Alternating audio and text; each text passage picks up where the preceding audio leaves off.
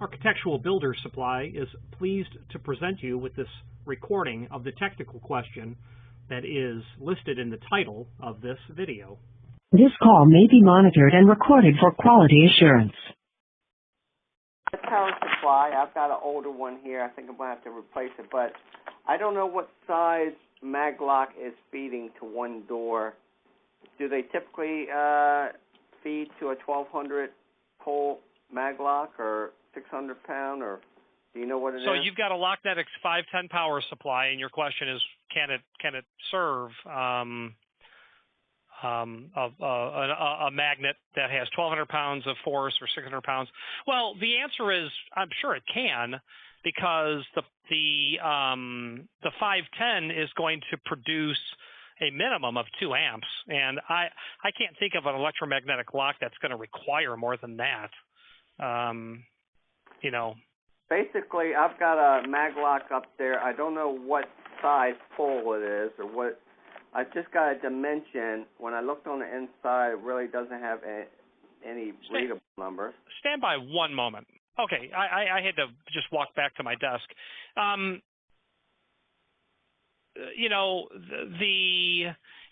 So you have a maglock now, and you have a 510, and it's not working anymore. No, well, the fuse keeps blowing out on it, and it looks like the magnetic lock that's attached to the door, it looks like some of the wiring that feeds it from behind the frame is getting worn. Yeah, creating a short. That's definitely going to cause a blown fuse.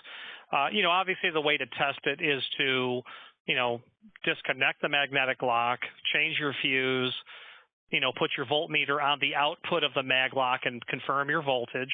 Make sure that you're good. Plug something else into it if you like, and then go from there.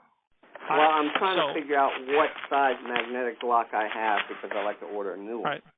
Right. Stand by one moment. Well, so you want to replace the exact one. It really depends on, I don't know what you have. Does it say Locknetics on it? It does say Locknetics, and okay. I recall it might be a 1,200, but I'm not sure. It's been up there for so long. Yeah. So are you at the opening now, and can you get to it with a tape measure? No, I did measure it a while back. I know it's like 10 inches, 10.5 inches. Well, okay. If you know that to be the case, then let's see if we can figure out. Yeah, see if we can figure out what it is. Let's do this.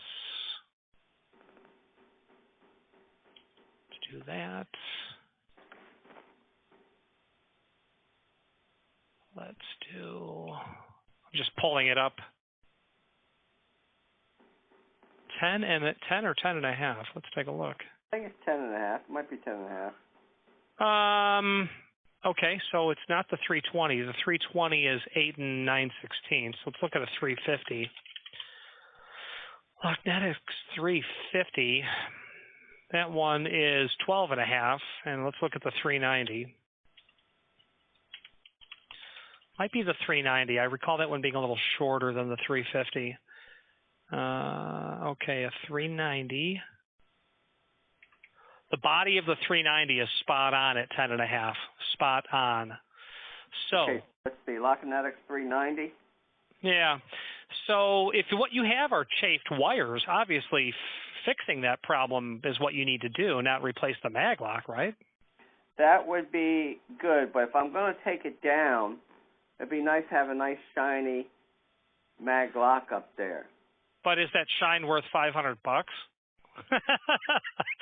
Well, hey, I got them on my shelf. I'll ship it to you, man. But, back when Clinton was president, I used to say, a nail in my tire, give me 4 new tires. Well, then 2008 hit.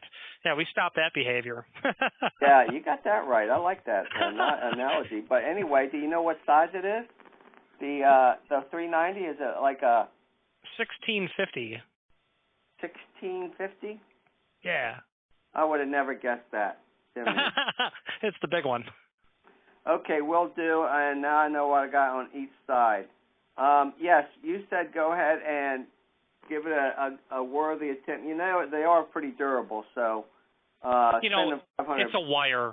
I mean, yeah, right. I mean, I tried that, and if you're still getting a blown fuse, or if the wires are so close to the housing and you can't repair it properly, then fine. But I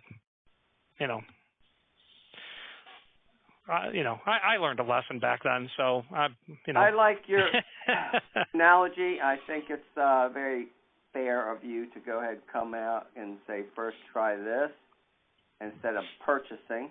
That's very, very honest and fair. I appreciate your help. I'll have to put you on my callback list.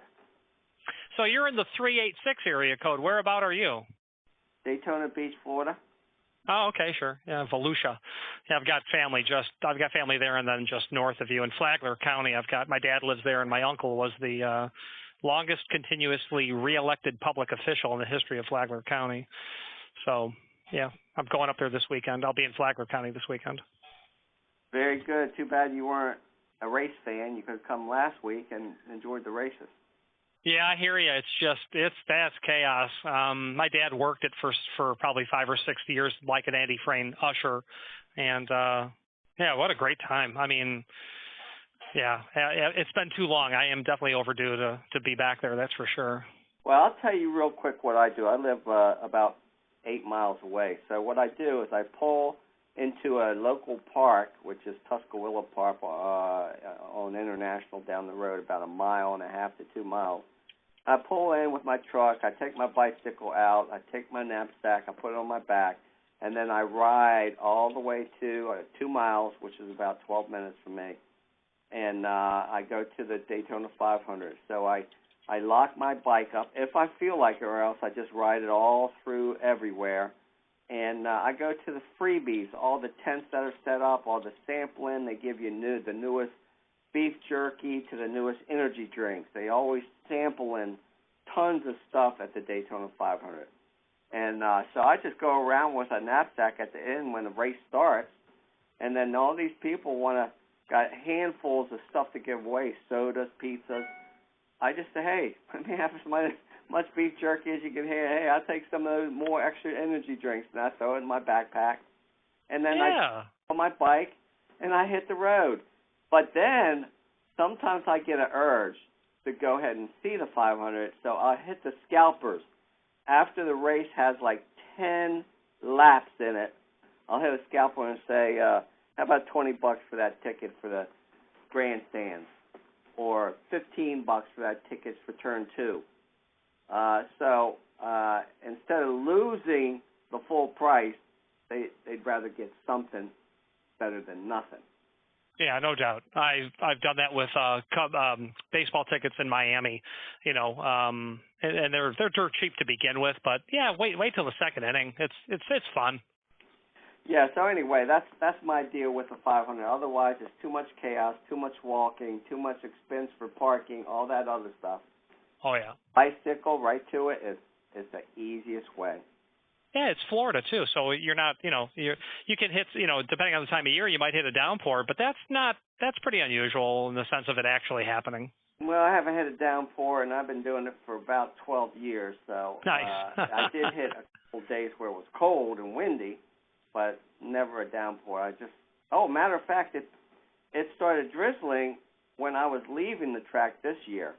It had a little drizzle, and then they canceled the race till the next day. Yeah.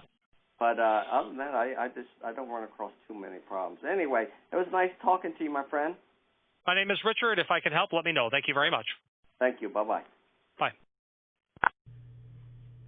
Architectural Builders Supply hopes you have enjoyed this program. If you've enjoyed this video, please click thumbs up. Please click subscribe as well, and even share the video with someone that you know. And if you have any questions for a future video, please send them our way, and we will make every attempt to oblige. And thank you very much.